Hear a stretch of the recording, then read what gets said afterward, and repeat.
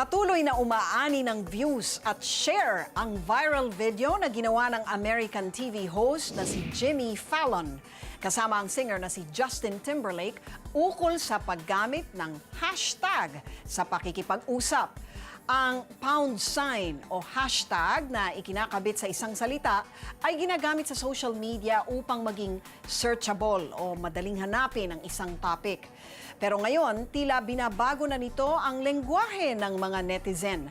Isa na itong uri ng self-expression dahil sa bawat post, tiyak na may kasunod itong hashtag reaksyon.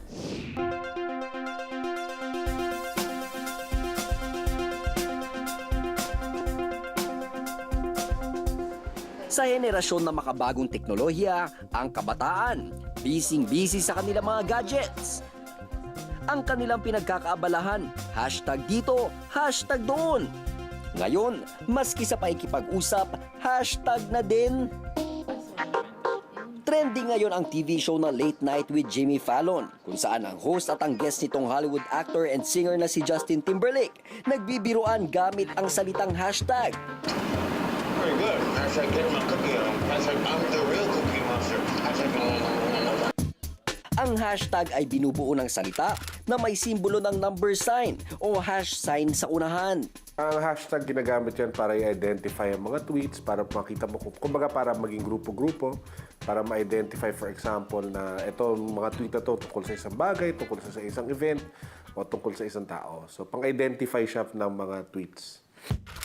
Nagsimula ito noong 1998. Ginamit ng Internet Relay Chat o IRC networks ang hash or pound sign upang magrupo ang mga paksa sa chat. Nagsilbing inspirasyon ito sa Google developer advocate na si Chris Messina na ihango sa ganitong disenyo ang paggugrupo ng mga mensahe sa social media site na Twitter. Lumabas ang kauna-unahang hashtag sa tweet noong ika-23 ng Agosto taong 2007. Mula sa inisyal na ideya ng developer, inangkop ito ng mga Pinoy ayon sa pangangailangan. Una, nagagamit ito ng media upang mapag-usapan ang balita. Gaya ng hashtag Janet Napoles, hashtag Pray for Zamboanga, o kaya naman, i-anunsyo ang mensahe ng gobyerno. Katulad ng walang pasok, diba? Yung hashtag walang pasok. So that's collaboration between the government and the different media stations para unified yung hashtag. Ikalawa, pabor ang hashtag para madaling maanunsyo ang mga events gaya ng hashtag 1 Million March na naganap sa Luneta. Ikatlo, ginagamit din daw ito para magpasikat. Pag gumagamit ka kasi ng hashtag sa Instagram, mas madaming tao nakita. So, ang ginagawa naman tao, dadamihan na rin yung number of hashtags. Kasi nga, maraming tao actually outside the Philippines tumitingin ng mga hashtags na yun. So, dumadami yung views tsaka likes ng mga pinopost ng mga Pinoy sa Instagram. At ikaapat, naging paraan daw ito para ipahayag ang nararamdaman. Kaya naman masikat ito sa kabataan. Sa mga hashtags, yung mga one letter, yung mga emotions ngayon, nagsimula sa Instagram eh. Kasi it's a way for you to show them visually kung sad ka o happy ka. Tapos Instagram din kasi one of the reasons kung ba't umuso din talaga ang hashtags. Tapos yun din yung nagpasimulo ng talagang using hashtags as a freedom, talaga as a way to express yourself. Na hindi lang siya parang to describe a person or an event. Nagsimula siya pang grupo-grupo. Ngayon, lahat na lang may hashtag na. Dahil dito nakita ng eksperto ang skit ni na Jimmy Fallon at Justin Timberlake bilang patama lamang sa mga taong mahilig mag-hashtag. Sikat naman kasi talaga yung dalawang yun for comedy skits at nagpapatama sa mga bagay. So I think that's one of the reasons why they did that. So it's not just a parody but it's also a way for them to tell people na hindi pwede lahat na lang ng bagay ginagawa nyo ng hashtag. Hindi pwede makiuso ka na lang ng makiuso kasi minsan nagmumukha ka ng weirdo.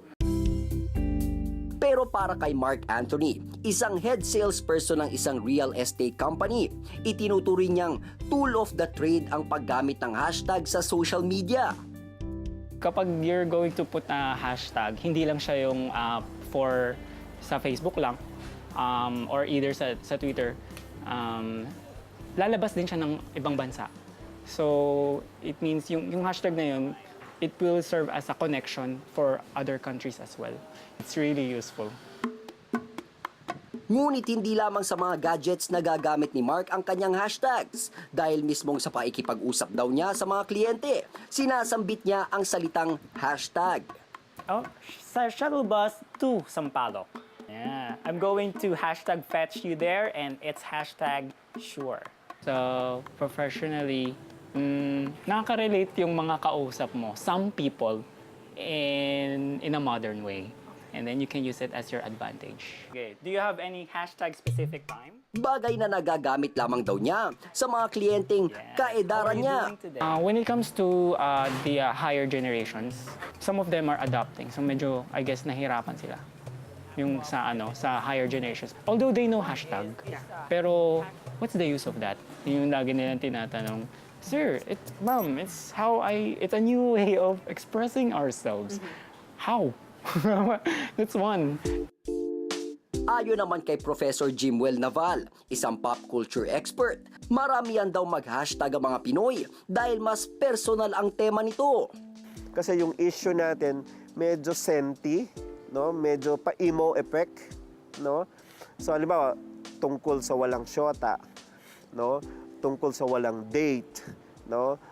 Gusto mong kumain ng masarap, gusto mong kumain ng mainit, so hashtag mo yan. Detalye natin yung hashtag in general. Ang problema sa malimit na paggamit ng hashtag, maaaring pagmulan ng problema sa paggamit ng wika dahil naghahalo-halo ang lengguwahe at ideya na nakapaloob dito. Walang puro na wika na makikita sa hashtag. Laging kombinasyon yan ng iba't ibang wika, ng iba't ibang simbolo. Kasi nga universal ang hashtagging. So it's a danger po sa mga young Yes. Lalo na sa mga bata, mga high school. So, ano ba to?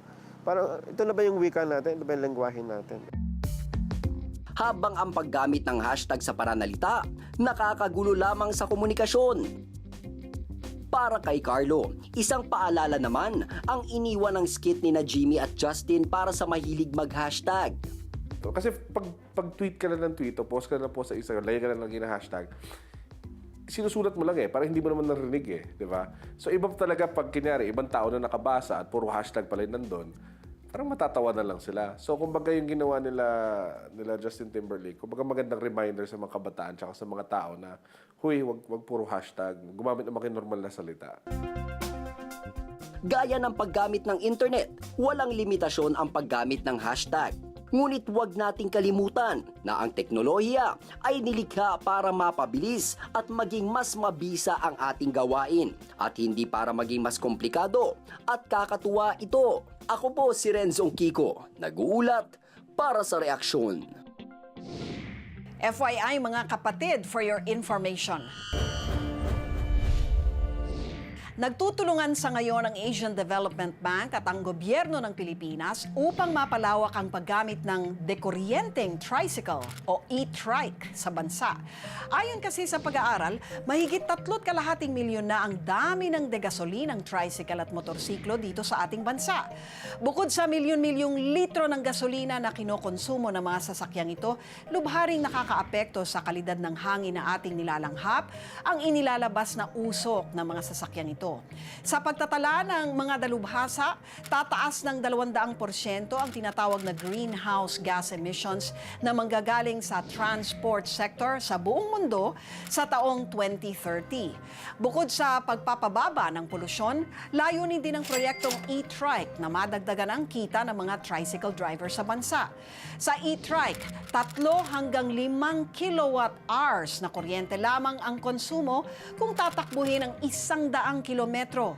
Ang ganitong konsumo ng kuryente ay nagkakahalaga lamang ng 30 hanggang 50 pesos. Samantalang ang ordinaryong tricycle na gumagamit ng 5 hanggang 7 litro ng gasolina sa parehong distansya ay kumukonsumo ng halagang 250 hanggang 350 pesos. Sa ngayon, nasimula na sa Mandaluyong City ang e-trike project ng Department of Energy at ADB. Target ng proyekto na makapag-deploy ng 100,000 dekuryenteng tricycle bago matapos ang taong 2016. Makikipag-ugnayan naman ang DOE sa mga lokal na pamahalaan upang mabigyan din sila ng e-trike. Maaari ding tumanggap ng mga mungkahi mula sa mga LGU ng pagbabago sa disenyo ng katawan ng e-trike depende sa pangangailangan ng kanilang lugar. Katunayan, sinusubukan na rin ngayon ang mga submersible motors para malubog man ang e-trike sa baha, hindi ito masisira. Kung walang magsasabi, walang mangyayari. Ang opinyon mo, pinakikinggan, pinag-uusapan dahil ang bawat balita may katumbas na reaksyon. Ako po si Lucy Cruz Valdez. Magandang gabi po sa inyong lahat.